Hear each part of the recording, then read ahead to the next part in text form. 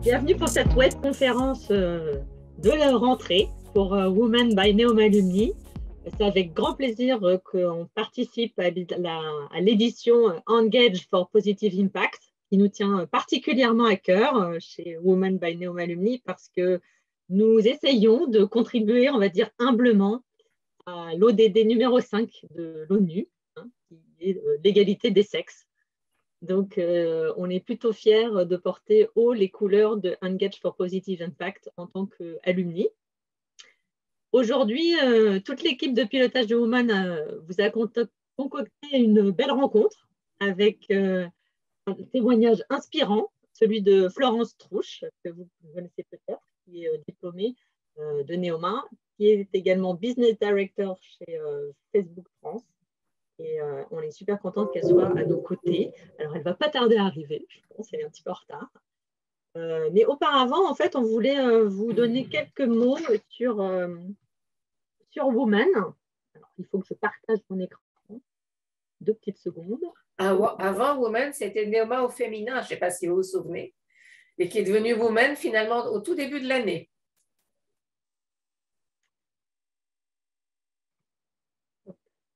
Est-ce que vous voyez mon écran là? Hop. Oui, ça y est. Ouais, sauf que mes slides ne passent pas. Donc, on est devenu Women au tout début de l'année, parce que ça faisait du sens de se dire qu'on ne pouvait pas réussir l'égalité professionnelle rien qu'en étant entre femmes, mais qu'il fallait bien qu'on ait l'appui des hommes de bonne volonté. Exactement. Alors, aujourd'hui, en quelques mots, Women by Neoma Alumni, donc feu Neoma au féminin, c'est 14 656 membres, puisque c'est marqué sur la slide. C'est pas loin de 1600 followers sur le groupe LinkedIn qu'on vous invite en fait à rejoindre.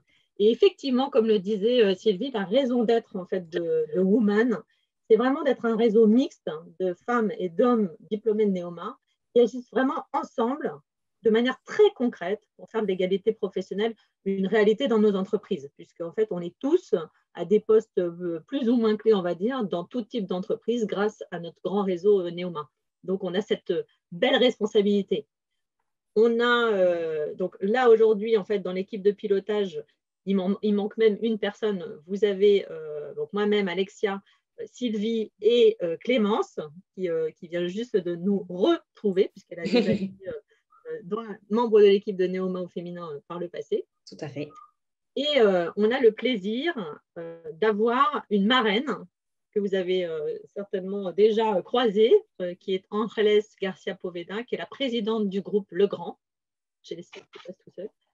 Qui est la présidente du groupe Le Grand, donc c'est quand même une des 2 seules présidentes d'un groupe du CAC 40 aujourd'hui, donc c'est plutôt une marraine de marque, on est très très fiers de l'avoir à nos côtés.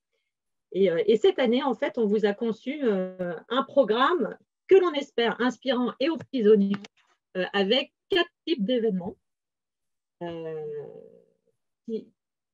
Vraiment un nouveau programme 100% digital, parce qu'en fait, on s'est rendu compte à votre demande que 40% d'entre vous étaient des membres qui habitaient en région ou à l'étranger. Donc, c'était important, au-delà du Covid, d'avoir des formules digitales pour pouvoir réseauter ensemble. Et donc, ce programme, il s'articule autour de 4 piliers. Donc, le premier, c'est Lift. Sylvie va vous parler. Oui, effectivement, Lift, c'est en fait notre cœur de service, puisque maintenant ça existe depuis quelques années, et c'est un mentoring qui est complètement pensé pour les diplômés. Effectivement, quand on est une femme diplômée de Neoma et qu'on travaille et qu'on a une carrière, il y a des moments dans la vie où on recherche du soutien parce qu'on est dans un projet professionnel, parce qu'on veut changer de carrière ou d'entreprise. Et effectivement, rebondir, changer d'entreprise, de secteur, voire de métier, c'est toujours un challenge et ça l'est d'autant plus quand on veut réussir à la fois sa vie professionnelle et personnelle, sa carrière et son épanouissement et en même temps, bien sûr, comme beaucoup, sans mettre en péril les équilibres familiaux. Donc, on vous dit, venez avec nous, ne restez pas seuls face à vos interrogations et à des choix et venez être mentorés chez Lift. Vous êtes peut-être aussi un alumni homme ou femme qui veut aider, qui veut partager son expérience et être mentor. Là aussi, vous pouvez venir nous rejoindre comme mentor pour aider une diplômée à développer son plein potentiel. Rejoignez donc le programme LIFT.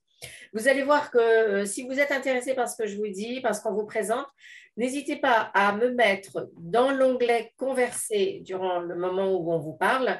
Converser, vous mettez vos noms et vos coordonnées téléphoniques et simplement mentor ou mentoré et on reprendra contact avec vous. Alors, qu'est-ce que c'est que LIFT et quelles sont surtout ses spécificités? Comme le disait Alexia, désormais, Covid nous a fait faire un grand bond en avant dans le digital et c'est un véritable succès parce qu'on se rend compte que de faire du speed dating finalement en digital, ça donne une discipline fantastique. Et du coup, on se rencontre et on est vraiment obligé de tenir les timings. Donc, c'est un mentorat 100% digital sur 6 mois, à 2 heures, voire plus par mois, plutôt 2 rendez-vous, par des alumni professionnels, femmes ou hommes, qui sont bénévoles, qui sont expérimentés et qui cherchent à aider des femmes qui ont besoin de soutien pour y voir plus clair et pour choisir leur prochaine étape de carrière. LIFT, ça commence donc par une soirée digitale, 100% digitale, de speed dating. Le prochain, c'est le 21 octobre à 18h30, si ma mémoire est bonne. Donc, inscrivez-vous. Vous avez dû recevoir des alertes. N'hésitez pas à vous rendre sur le site pour pouvoir vous inscrire. Et puis, à l'issue de cette soirée digitale qui va durer 2 heures à peu près, où tout le monde, mentor et mentoré, se seront tous rencontrés 2 par 2, eh bien, on vous demandera quelles sont vos préférences, car en tant que mentoré, quels sont les mentors qui vous tentent le plus? En tant que mentor, quelles sont les jeunes femmes que vous avez le plus envie d'accompagner? Et on constitue les duos le lendemain sur cette base de préférences exprimées.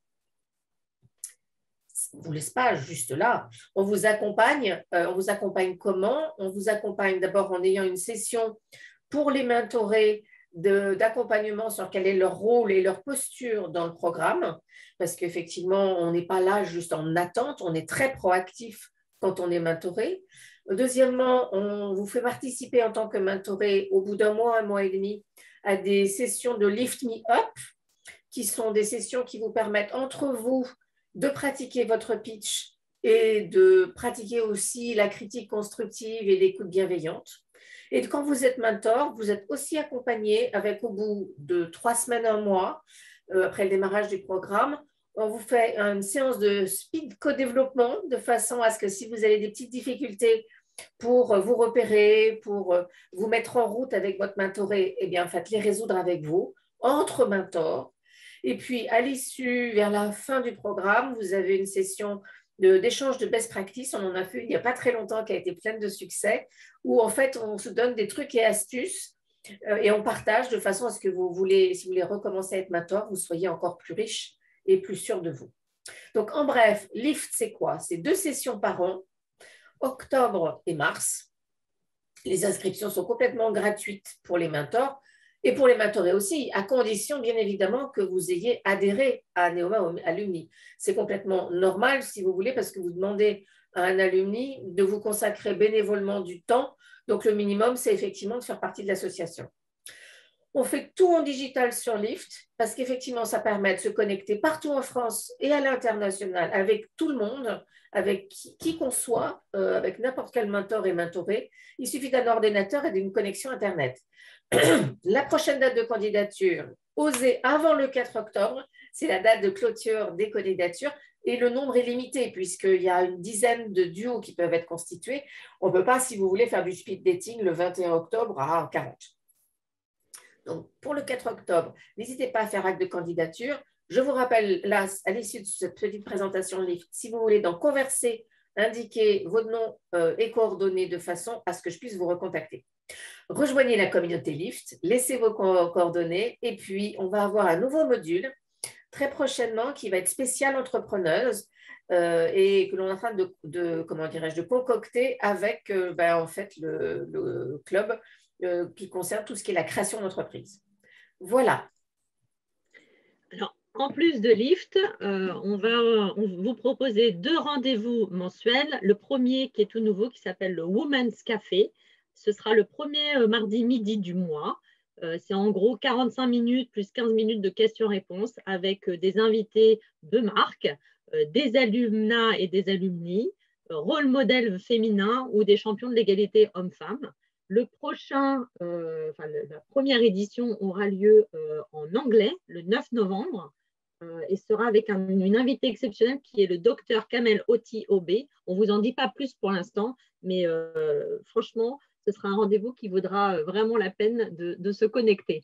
Le deuxième rendez-vous mensuel, ce seront les Jeudis Women. C'est le troisième jeudi soir du mois. C'est environ 1h30, dont 30 minutes de Q&R.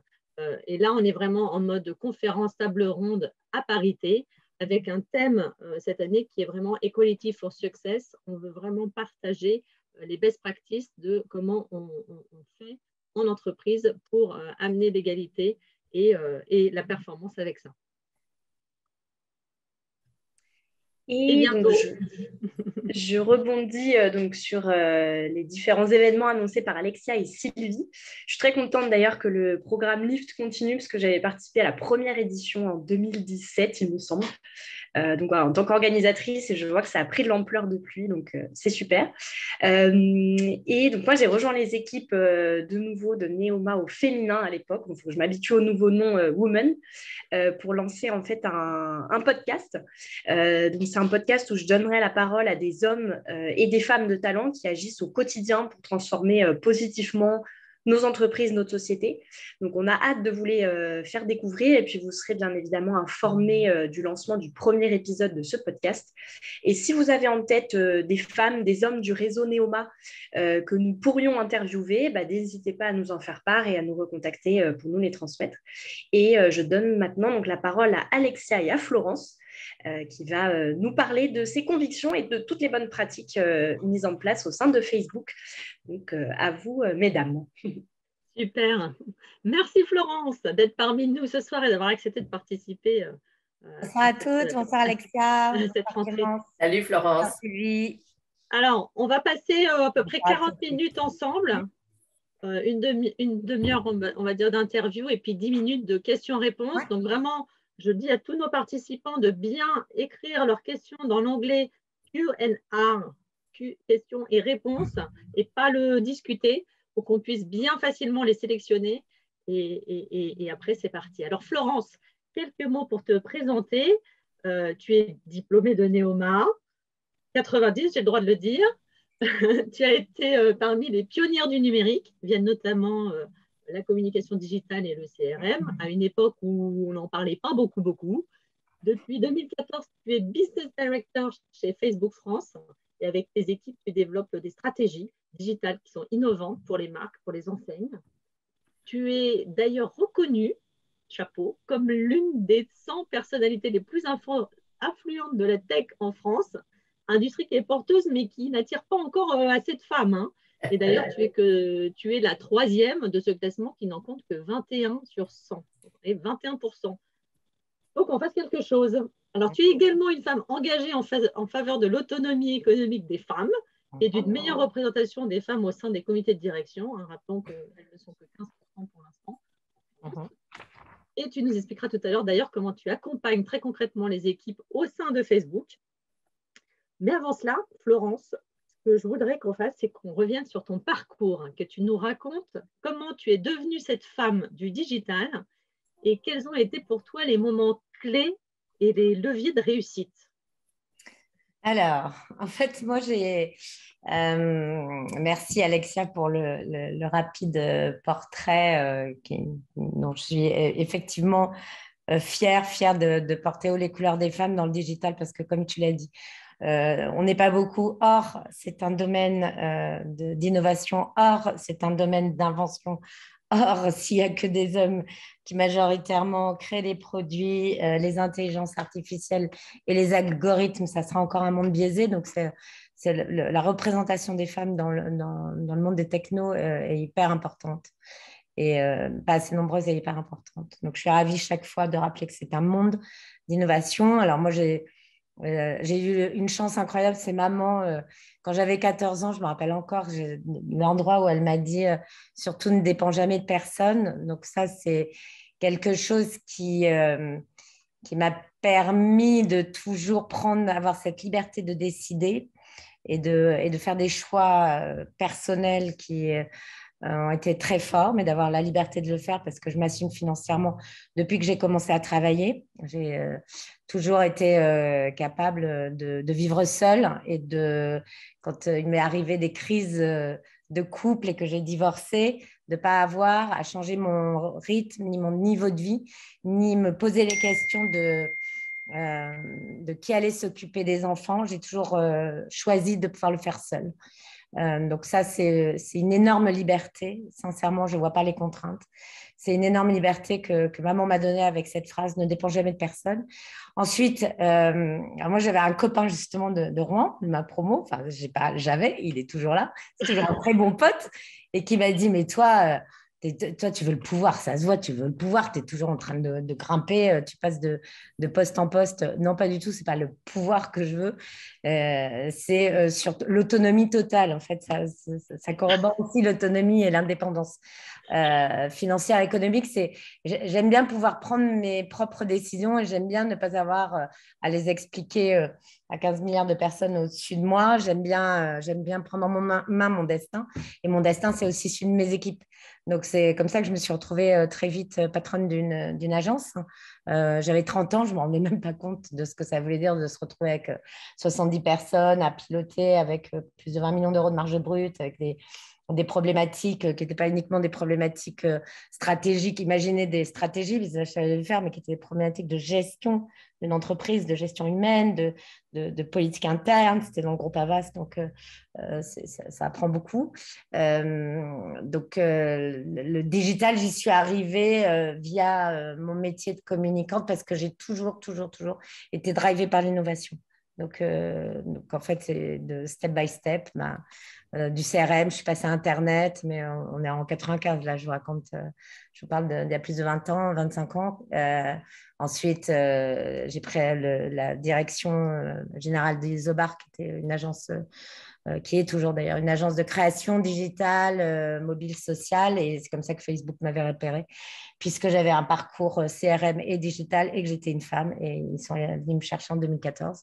J'y suis allée pour 2 ans parce que j'en avais marre du monde des agences. Je me disais que j'avais envie de passer plutôt dans le monde du business, des agences et du business, mais dans le monde des annonceurs. Et que comme j'avais une étiquette agente et dirigeante d'agence, donc ça, c'est grosso modo quelque chose qui vous empêche d'être recruté chez un annonceur, tout de suite disait « Ah non, mais ça va être compliqué, vous allez être ingérable ». Je caricature, mais pas tellement. Donc, du coup, je m'étais dit, pour leur donner très envie, je vais me coller une étiquette d'un GAFA parce que ça, le recrutement, ça marche très, très bien quand on sort des GAFA. Et puis voilà, ça fait 8 ans. Donc, comme quoi, hein. J'ai dû trouver, j'ai trouvé une entreprise dans laquelle je me sens bien et qui me ressemble et à qui je ressemble. Super. Et Florence, quand tu es une femme très engagée pour la parité femmes-hommes, et quand on a préparé cette interview ensemble, tu nous as parlé de 2 moments clés qui m'ont frappée.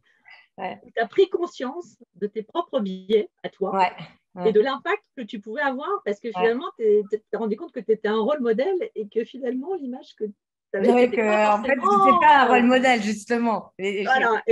Mais c'est marrant. Tu fais bien de me rappeler ça parce que ça a été 2 déclencheurs. Donc, il y a maintenant un peu plus de 10 ans.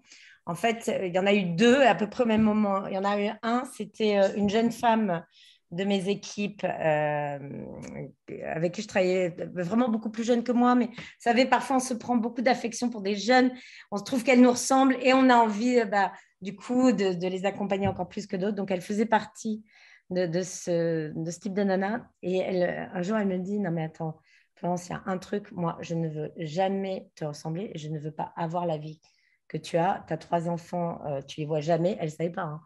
Elle ne savait absolument pas si je voyais ou pas mes enfants, mais en tout cas, c'est l'image que je donnais. Je vous rassure, j'ai 3 enfants extraordinaires et qui réussissent très, très bien. Donc, comme quoi, ce n'est pas du tout incompatible, mais c'est l'image que je donnais. Il y avait ça. Et puis, jusque-là, j'ai toujours porté des talons plats et des costumes plutôt sombres avec des chemises blanches. Donc, j'avais vraiment la panoplie masculine que je prenais parce que pour moi, ça me permettait de mettre dans un moule et surtout de ressembler à tous les mecs, de faire partie du groupe des mecs qui dirigent. Et j'ai toujours été comme ça. Et puis, donc quand je suis arrivée pour prendre la direction générale d'Isobar, en fait, j'étais recrutement externe.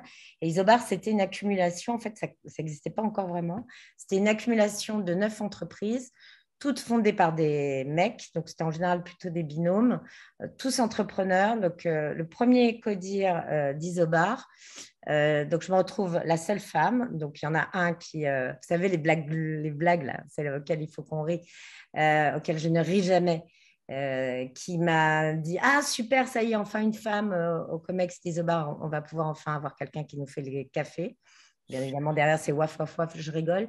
Et tout d'un coup, je me dis « Bah, tu vois, tu ne la ressembles pas. Et puis, tu n'as aucune raison de la ressembler. » Et ça m'avait aussi pivoté dans… j'ai laissé tomber les costumes.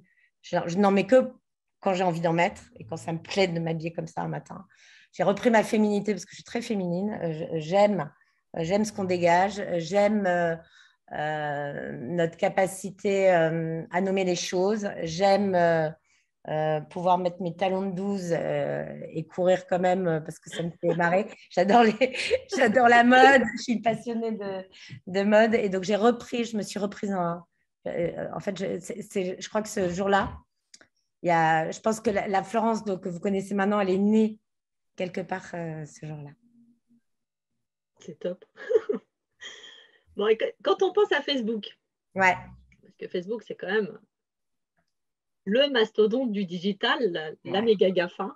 Ouais. On pense à son patron iconique, Zuckerberg, évidemment, mais on pense aussi à Sheryl Sandberg, la numéro 2, qui est quand même la femme la plus influente du numérique. C'est quand même celle qui a fait que Facebook soit devenu rentable. Complètement. Celle qui a créé elle a écrit En avant toutes. Donc, elle incite vraiment les femmes à prendre leur place. Alors, c'est sans doute pas un hasard si Facebook France a un index égalité homme-femme de 97 sur 100. Donc, ce qu'on voudrait avoir, nous, c'est concrètement, c'est quoi les actions vraiment concrètes, les bonnes pratiques que vous mettez en place au sein de Facebook, justement, pour y arriver et quelles sont les difficultés éventuelles? Alors, en fait, on ne parle pas que des femmes chez Facebook, on parle de la diversité au sens très large.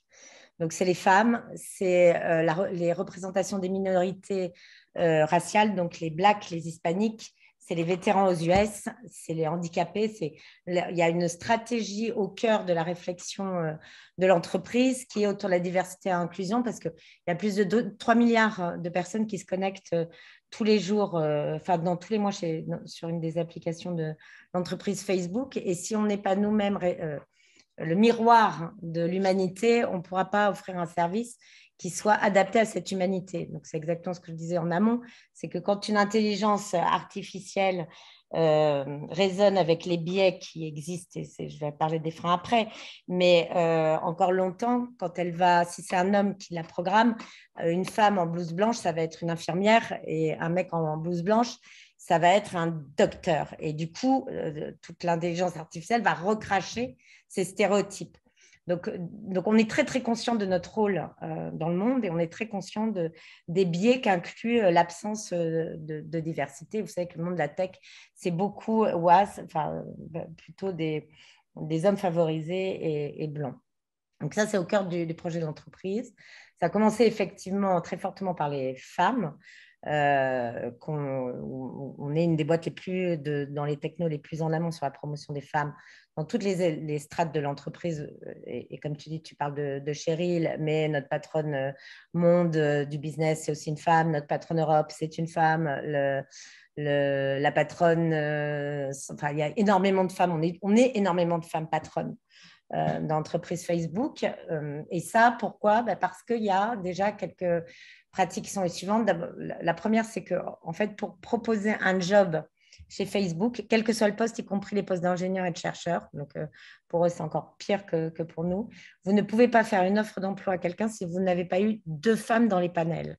Donc, ce n'est pas, il n'y a pas de quota, c'est-à-dire, on pilote, enfin, on suit hein, et on donne des chiffres au niveau monde, puisqu'on peut les donner au niveau monde de tous les pays, on ne peut pas mesurer, mais au niveau monde, on est à, en termes de parité homme-femme, en Europe, on est à 39%, dans le monde à 38%, ce qui est dans une boîte de tech est extraordinaire, je peux vous dire, parce qu'on est plutôt dans les boîtes de tech en dessous de 30, donc vous voyez, on est vraiment…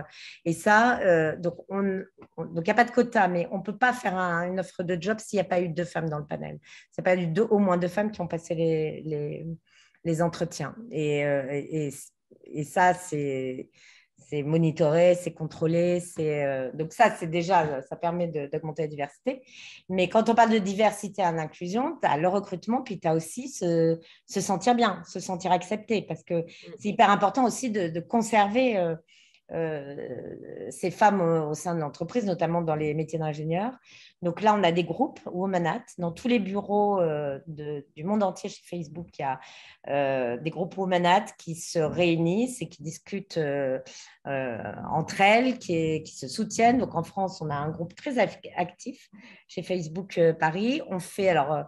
Pour celles qui représentent leur groupe Womanat des entreprises, n'hésitez pas à me pinguer. On fait au moins une fois toutes les 6 semaines un groupe d'échange entre communautés de femmes de différentes entreprises pour échanger les bonnes pratiques.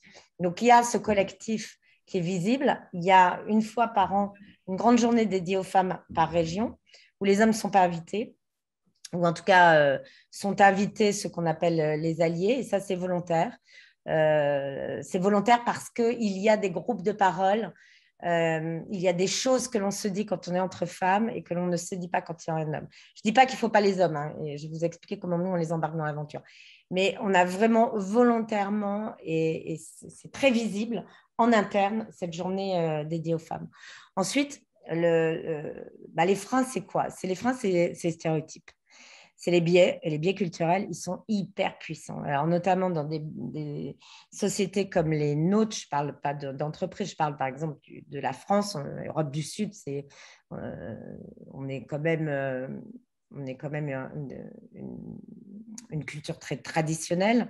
Les anglo-saxons sont un peu plus libres par rapport aux femmes dirigeantes. Je mets l'Allemagne à part. L'Allemagne, c'est hyper dur. Moi, mon homologue, elle n'a pas d'enfant, par exemple. Tu ne peux pas en Allemagne combiner une carrière et une vie de famille, c'est intellectuellement non admissible. Enfin, c'est non admis, c'est pas possible. Donc, je mets l'Allemagne à part, mais en général, sur les pays anglo-saxons, c'est un peu plus facile. Mais les biais, on en a dans toutes les cultures. Et dans les nôtres, ils sont très forts. Alors, ce qu'on fait, c'est que nous, dès qu'on rentre chez Facebook, on doit tous passer un training de gestion des biais. Donc, c'est un training qui est fait par Harvard et en fait, qui nous permettent de nous prendre, chacun des employés, on prend conscience de ses propres biais. Et moi, ce que je raconte toujours, ça m'avait vraiment, je ne voulais pas croire. Quand je suis arrivée chez Facebook en 2014, je fais le training des biais obligatoires. Et mon biais était que je pensais que les hommes… Alors, il n'était pas énorme, mais il existait réellement. Je pensais que les hommes étaient plus intelligents que les femmes. Et ça, moi, je me suis dit, c'est pas possible. Moi qui suis engagée, moi qui viens de lancer les TEDx Women en France, moi qui ai cette volonté d'exister en tant que femme, Donc, vous voyez le poids, mais le poids de la culture. Moi, je viens d'une éducation plutôt traditionnelle française. Donc, vous voyez le poids de la culture. Et ça, déjà, en prendre conscience, c'est énorme.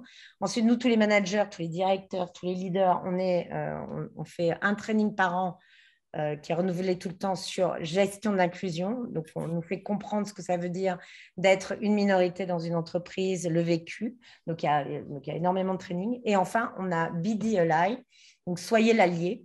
C'est un programme où, en fait, alors là, c'est justement ouvert aux hommes, notamment parce qu'on a besoin des hommes pour faire en sorte qu'on arrive à la parité normale qui est celle de 50-50, puis c'est notre poids dans la population humaine, où en fait, les hommes sont entraînés avec nous, on est confrontés à des situations qui sont toutes des situations qui ont été vécues dans l'entreprise.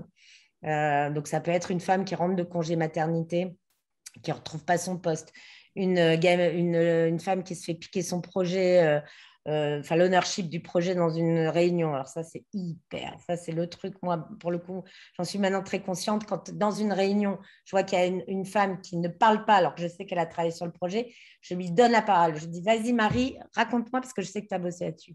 Et c'est ça, être l'allié. C'est donner la parole et aider celui ou celle, hein, parce qu'il y a aussi des hommes, puisqu'il y a il y a également des hommes qui sont dans des situations de minorité. C'est aider celui ou celle visiblement à s'imposer. Et donc voilà, donc ça, on a ce training et puis on a des sessions tous les ans. Et puis on a des taux on surveille les taux d'adoption de tous les trainings pour faire en sorte que, bien évidemment, moi, on me regarde pour vérifier que toutes mes équipes en France, elles font 100% de tous les trainings inclusion. Donc, c'est un gros sujet très central, tout simplement parce qu'on est une entreprise qui représente le monde, en fait, quelque part. Et puis, comme tu le dis, les stéréotypes, c'est ceux qu'on projette sur les autres, mais c'est aussi l'image que l'on a de soi ou de sa catégorie. Oui, tout à fait. On a fait avec Oman, on a fait un training là, sur les biais en début d'année, je crois que c'était. Et je crois qu'il va falloir qu'on refasse ça parce que ça. Oui, je pense qu'en fait, ça se refait tout le temps. Et moi, là où tu vois, je me dis que en fait, c'est très positif parce que moi, je l'ai refait l'année dernière, le managing bias, et je ne suis plus biaisée. Donc, et là, j'étais vraiment totalement étale sur les races, sur la religion, sur les femmes. Donc, comme quoi, on arrive à se débiaiser. Enfin, c'est pas vrai. Rassurant. On change pas. Ouais, c'est rassurant. Si, on change. Il y a un autre sujet, Florence, qui te tient à cœur, c'est le réflexe réseau. Et tu sais, nous, chez Woman, on a à cœur de construire un réseau qui soit bienveillant de femmes, mais on a aussi d'hommes, hein, c'est vrai, qui souhaitent aider les femmes dans leur carrière professionnelle, notamment avec le programme de mentoring Lift.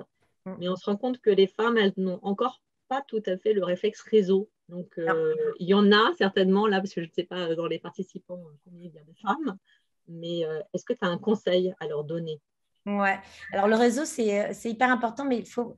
En fait, je trouve qu'en France, on a une vision du réseau qui est très… les réseaux masculins, je vais boire des bières, je te tape dans le dos. Et puis, quand il y a un job qui se propose, on le propose à un des potes. Ben, ça, c'est la finalité. Ça, c'est vrai. Quand il y a un job qui se propose, moi, je pense qu'on a tout intérêt à le proposer à une autre femme parce que il y a beaucoup d'études qui montrent que d'abord, les femmes favorisent les autres femmes, je reviendrai là-dessus, que deux, les entreprises où il y a beaucoup de femmes à la direction et comme on n'est pas suffisamment nombreuses, donc autant se faire l'échelle les unes et les autres pour arriver à cette fameuse parité. Et que, en fait, du coup, les femmes, elles ne savent pas ce que ça veut dire réseau. Pour beaucoup, c'est juste prendre contact. Non, en fait, un réseau, c'est vous entourez de gens. Alors moi, je m'entoure que de gens avec qui j'ai envie de discuter, hein, pour être honnête. Je suis quand même sélective, mais chaque fois, c'est qu'est-ce que je peux faire pour toi? Ouais, comment je peux t'aider? Et sans demander de l'aide, comment je peux t'aider? Et chaque fois, et rentrer dans cette logique de collaboration, de collectif, d'entraide. D'abord, c'est hyper gratifiant d'aider les autres. Ça vous fait quand même du bien à l'âme. Et puis, quand vous avez du bien à votre âme, vous êtes bien dans vos baskets. Quand vous êtes bien dans vos baskets, vous devenez envie, etc., etc. Quand même, il y a un effet positif à l'entraide et à la solidarité. Et ensuite, c'est comme ça que vous créez des vraies relations qui ne sont pas des relations fake, mais qui sont vraiment des relations de confiance, de trust, et ensuite d'échanges, de bonnes pratiques, de plein de choses avec beaucoup de confiance. J'aime beaucoup, moi, les échanges avec les femmes. Alors, je ne dis pas que les hommes ne sont pas importants du tout. Ils sont importants dans le changement, vraiment, bien évidemment. Mais bon, les premières à s'en sortir par elles-mêmes, c'est les femmes avec les femmes. Et donc, moi, j'ai cette question très souvent. Oui, mais les femmes entre elles, elles sont horribles. Les femmes entre elles, on s'aime bien. Ça a même un nom aux États-Unis, c'est les bossies. Donc, moi, je suis une bossie, par exemple. Pour un Américain, je suis une bossie parce que forcément, comme j'ouvre ma bouche en réunion, on n'écoute même pas ce que je dis. On dit elle est agressive, quoi. Donc, les bossies, comme ça, pourquoi ça existe? C'est tout simplement quand vous avez très peu de place. Parce que là, je dis toujours, soyons toutes des Catherine McGregor. Catherine McGregor, Elle est toute seule. À côté d'elle, ils sont 39. C'est le CAC 40 en France. Il n'y a qu'une femme. Donc, quand on me dit que la parité, elle est atteinte, no way. La parité n'est pas atteinte quand dans un monde comme la France, dans un pays développé, vous avez les 40 plus grandes entreprises, il n'y a qu'une femme qui la dirige. Quant aux États-Unis, il n'y a que 14% de représentation des femmes dans les COMEX. Donc, non, la parité n'est pas atteinte du tout. Donc, forcément, quand il y a peu de place, il y a peu de représentation féminine. Là où vous avez 8 places pour un mec, il y a 2 places pour une nana, ben, les candidates femmes, elles ont moins de chances d'y arriver. Donc, c'est pour ça que c'est plus dur. Oui, c'est plus dur. Et moi, je vois même autour de moi, je leur dis toujours à mes homologues qui ont aussi la chance d'avoir des carrières hyper sympas, d'être dirigeantes, d'avoir pris en main leur destin. Il y a une fois, je me suis retrouvée dans un meeting de l'UDECAM, l'Union des agences médias. J'étais la seule femme à dire il n'y a pas de parité dans le monde de la communication au niveau de la direction. J'étais la seule. Et toutes les autres femmes, mes alter ego, elles disaient mais non, mais moi, je ne suis pas un quota. Bah, non, tu n'es pas un quota, mais enfin, tu es arrivé là et ça a été hyper dur d'en être arrivé là. Donc, il faut l'admettre. Tu n'es pas arrivé là parce que tu es une femme. Elles ont peur. Enfin, il y en a plein de nanas, alors beaucoup de mon âge, qui ont peur qu'on leur dise tu es arrivée là, tu as été choisie là parce que tu es une femme. Et je vous jure que quand. La femme quota. Ouais, la femme quota. Et je vous jure, là, quand moi je regarde beaucoup de copines et ma vie à moi, on n'est pas arrivé là parce qu'on était une femme. On est arrivé là parce qu'on a une énergie de malade. Et que je souhaite que toutes les femmes n'aient pas à être comme nous pour y arriver. Et que c'est pour ça que moi je dis que c'est hyper important d'ouvrir la porte à toutes, de s'entraider, parce qu'on ne peut pas avoir que des grandes gueules qui arrivent. Il y a aussi des introvertes, il y a aussi des femmes qui sont plus discrètes, mais qui ont un talent extraordinaire. Donc, on ne peut pas uniquement avoir des modèles de représentation qui soient des gros caractères, des gros tempéraments. Parce que ce n'est pas que ça la réussite. C'est absolument pas que ça. Donc, tout ça pour dire, 1, ce n'est pas fini. 2, mobilisation.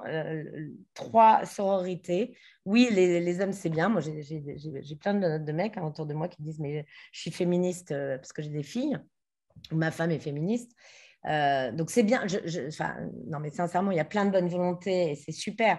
Mais déjà, comptons les unes sur les autres.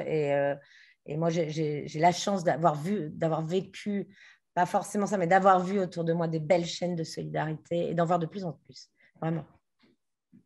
En tout cas, Women est là aussi pour ça. Ouais, mais c'est bien. C'est pour ça que je suis là. J'aime bien. C'est nécessaire.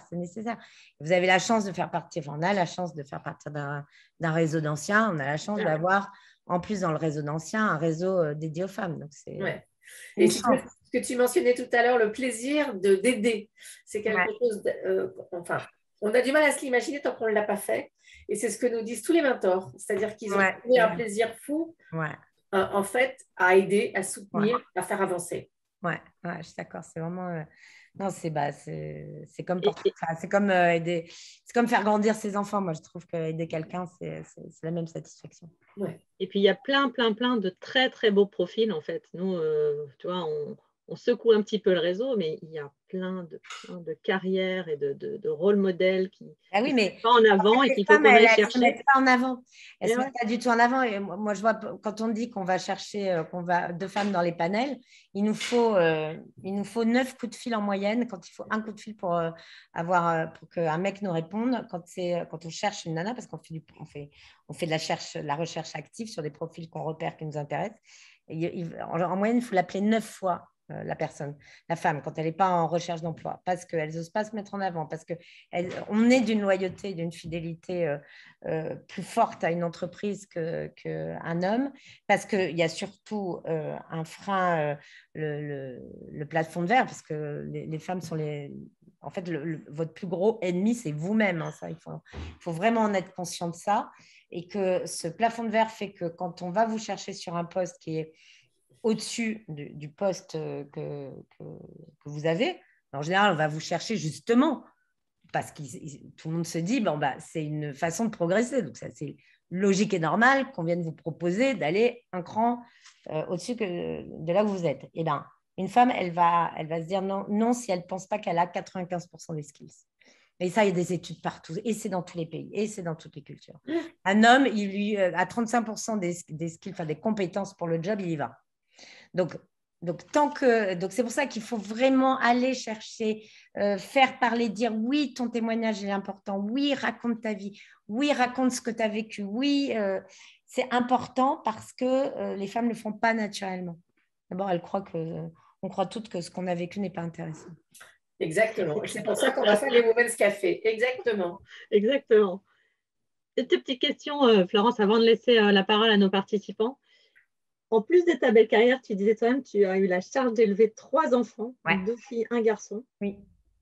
Tu en es fière. Tu leur as transmis des valeurs et on voulait savoir comment. Alors, c'était quoi l'éducation de ces filles et de ce garçon, puisque avec il n'y a pas de différence. Enfin, moi, je n'ai jamais fait de différence, sincèrement, entre filles et garçons. Alors, vraiment pas. Donc, Charles, qui est mon aîné, et ses 2 sœurs, Violette et Blanche, je leur ai inculqué les mêmes choses. Et je dirais que moi, ce que je leur donne, c'est honnêteté, courage et collectif. Et je pense que moi, je me dis, si tu es honnête, si tu oses, si tu as beaucoup de courage, si tu es capable de te prendre des baffes dans la figure et de te relever, et si tu sais que tu n'y arriveras jamais seul, sincèrement, il ne peut pas t'arriver grand-chose dans la vie. Donc, moi, ce que je me suis toujours dit aux enfants, c'est ayez ce corpus de valeurs humaines parce qu'elles vous protégeront. Et puis alors j'ai transmis aussi, en tout cas particulièrement à ma Violette, qui vient de rentrer aux travaux publics, donc qui a fait une prépa maths B. Donc je suis très très fière d'avoir une fille ingénieure parce que moi qui prône l'accès aux métiers scientifiques des femmes, parce qu'on n'a pas assez dans le monde de la tech, bah voilà, je me suis bien appliquée à moi-même le soutien aux jeunes filles parce que alors, en fait, les jeunes filles prennent très peu des formations scientifiques parce que même chose, c'est encore un biais culturel. On a très peu, en général, on associe plutôt, et du coup, les jeunes filles associent plutôt maths et physique aux garçons et métiers de l'éducation, des sciences sociales et du soin aux femmes. Donc, ça, c'est biais culturel. Et ma Violette, je me rappellerai toujours, elle était en seconde dans un lycée de l'Ouest parisien. Donc, on va me dire qu'il y a un biais culturel éducationnel quand on est dans l'Ouest parisien, certes. Mais elle se retrouve, donc le lycée demandait quelle est votre matière préférée. Parce qu'on sait que quand on a une matière préférée, on va être plus enclin à aider l'autre dans cette matière, dans la matière de son cœur. Et donc, le prof principal citait les matières. Donc, arrive la physique, qui était la matière préférée de ma Vio. Et donc, elle commence à lever le doigt, en physique, et puis elle voit, elle était la seule fille. Et elle a failli baisser le doigt. Et puis, elle a pensé à moi et elle a dit non, je lève. Voilà. Ce n'est pas forcément facile à assumer, effectivement. Ben, bravo pour ça. Là, je suis très fière, très fière d'elle. Puis là, elle continue bien. Elle lit, elle a lu Le deuxième sexe de Beauvoir. Elle est vraiment partie. Elle est partie dans ce combat-là parce que moi, ce que je dis toujours, même aux gamines chez Facebook, enfin aux gamines plus jeunes chez Facebook, qui au début certaines me disaient non mais Flo, c'est un combat de ta génération, c'est plus nous le nôtre. Nous, ça y est, c'est fini. Enfin, celles qui ont moins de 35 ans, c'est fini. Enfin, c'est égal. Je dis, ah ouais, c'est marrant parce que c'est toi qui a bougé pour suivre ton mari quand vous avez été muté. C'était pas parce qu'il y a beaucoup de couples en interne chez Facebook. C'est marrant, c'est toi qui as suivi ton mari. C'est marrant parce que c'est toi que je vois partir en courant pour aller récupérer ta gamine à la crèche ou ton môme à l'école. Donc, les choses, elles n'ont pas énormément changé. Elles n'ont pas énormément changé. Donc, il faut se rappeler. En plus, maintenant, sincèrement, moi, là où je suis très contente, c'est que le côté féministe qu'on n'osait pas assumer il y a encore 10 ans, parce que c'était ringard, parce que c'était les viragos, parce qu'il y avait cette lutte contre les mecs, il y avait tout ça. Donc, personne n'avait envie d'être féministe. Et aujourd'hui, grâce à des mouvements comme MeToo, qui sont ces mouvements internationaux, le féminisme est redevenu un combat noble. Et c'est nécessaire. Parce que moi, je dis toujours, et je vais finir là-dessus, Simone de Beauvoir, quand elle dit « il suffira d'une crise, d'une guerre, d'un problème religieux pour que les femmes retrouvent la place en arrière qu'elles avaient laissée », on voit ce qui se passe en Afghanistan. Il n'y a même pas besoin de dessin. Voilà ce qui se passe. Ouais. Il y a effectivement une crise, une guerre. Ou avec le Covid, tu vois. ou avec le Covid, parce que sachez que pendant le Covid, eh ben, celles qui ont le plus eu des reculs dans leur carrière, alors que ce soit les femmes dirigeantes virées, que ce soit, il n'y a pas que les femmes dirigeantes, n'importe quelle femme ou qui ont dû assumer les devoirs, les enfants, le job, tout ça, c'est les femmes. Hein. C'est les femmes qui ont porté le work from home et le travail, enfin, l'éducation des enfants à la maison. Donc, surtout, ne croyons pas une seconde, ce n'est pas parce que nous, on est les mères d'enfants à qui on dit enfin, l'égalité est parfaite, ne croyons pas que c'est fini. Quoi. Les biais culturels, ils sont hyper forts. Hyper forts. On ne peut pas les enlever en 10 ou 20 ans ou 50 ans. Ça dure depuis des millénaires. Donc, on a encore du boulot, c'est clair. Exactement. Merci Florence. Ce que je te propose maintenant, c'est de prendre les questions des participantes et des participants. Sylvie, je ne sais pas si tu as eu en fait, il y a une question de Clotilde, d'abord qui te remercie pour ton intervention, et puis qui demandait comment s'articule RSE et diversité chez Facebook.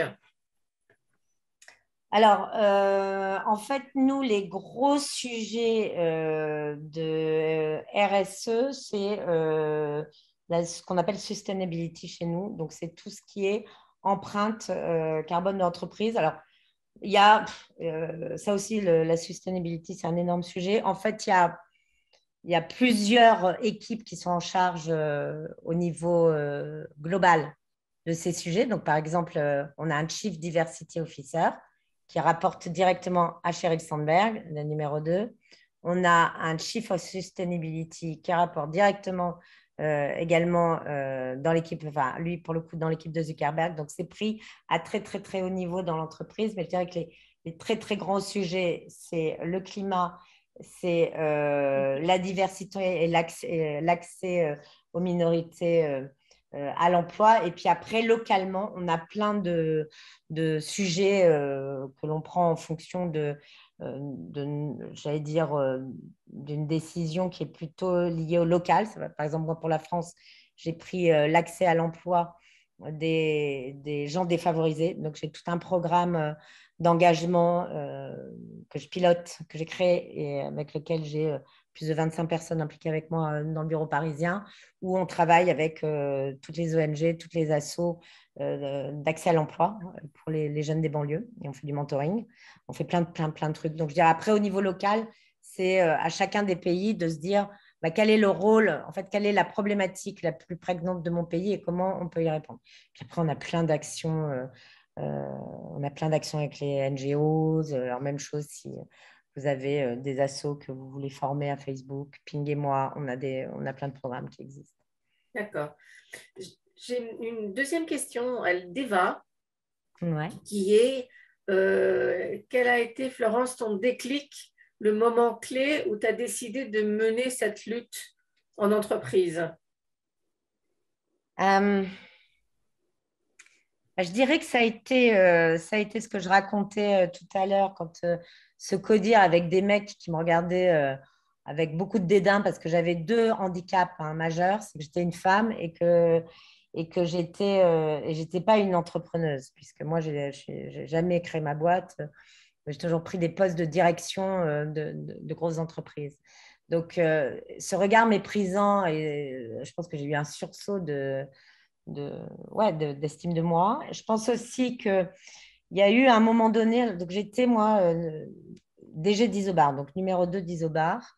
Et donc en fait le patron d'Isobar, le CEO, prend la direction, donc ça on est en 2011, il prend la direction du groupe Aegis, Denso Aegis, auquel appartenait Isobar. Et logiquement, moi j'étais son plan de succession.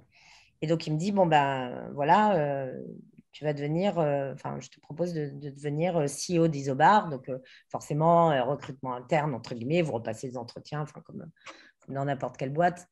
Et en fait, pendant une nuit, je me suis dit, je ne vais pas y aller. Je ne vais pas y aller. Je n'y arriverai pas. Ce n'est pas possible. CEO, moi, CEO. Enfin, j'ai eu une peur panique en me disant que j'en étais pas capable. Et ça, je ne lui ai pas dit. Hein. Je suis arrivée le lendemain, je passais mes entretiens avec les Anglais, etc. J'ai fait mon plan de com, j'ai fait ma campagne interne, etc.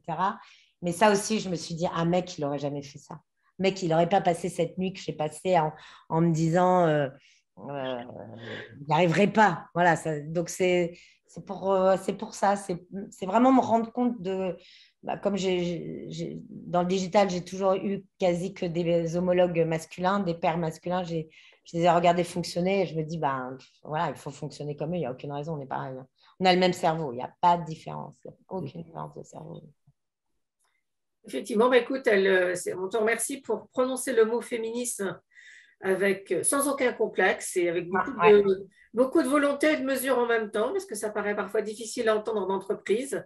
Et effectivement, on partage toutes que le fait qu'on n'y est pas encore. Hein. Donc, il faut continuer dans la mesure et comment dirais-je, et l'équanimité et l'équité pour tous, de continuer à faire avancer les choses. J'ai une dernière question, moi, Florence. Parce qu'en fait, tu disais, la culture de Facebook, elle est quand même très spécifique. Donc, il y a beaucoup de programmes déjà en place et on pense aux cultures latines.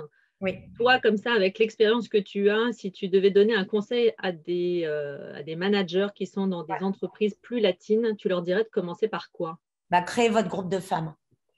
Ouais. Une de mes très, très bonnes copines de boulot, une femme, je ne dirais pas son nom parce que tout le monde la connaît.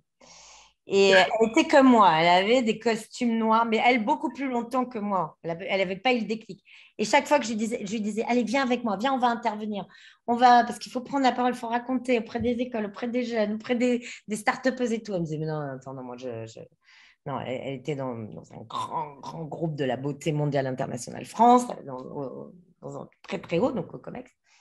Et en fait, un jour, elle m'a dit, ouais, j'ai compris ton truc, j'ai compris.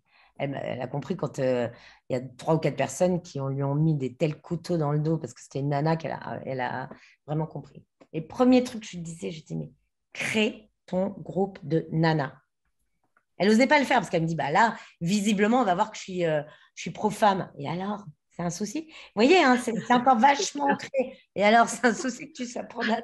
Mais non, donc, le truc, c'est créer votre groupe de nanas, de femmes. Parce que d'abord, vous allez vous faire du bien, vous serez plusieurs. Et puis aujourd'hui, on a, nous, la chance, sincèrement, d'être dans un pays où vraiment on pousse les femmes. Enfin, sincèrement, je peux vous dire que moi, quand je suis là dans mes meetings internationaux avec tous mes homologues, toutes les autres, elles en rêvent, hein, de nos quotas dans les conseils d'administration, de nos crèches, de notre système. Donc, il faut en profiter de ce système-là. Il faut profiter de ça. Donc, en France, en tout cas, on a cette chance-là d'avoir ces discussions autour des places des femmes dans le bureau. Donc, allons-y, il faut surfer. Là, c'est… Même pour celle qui se dit j'ai pas envie, faut faire peut-être un peu de time to market, on va dire. C'est le moment. C'est le moment. Génial. Super. Tu as effectivement une réflexion de Camille que je voudrais partager avec toi.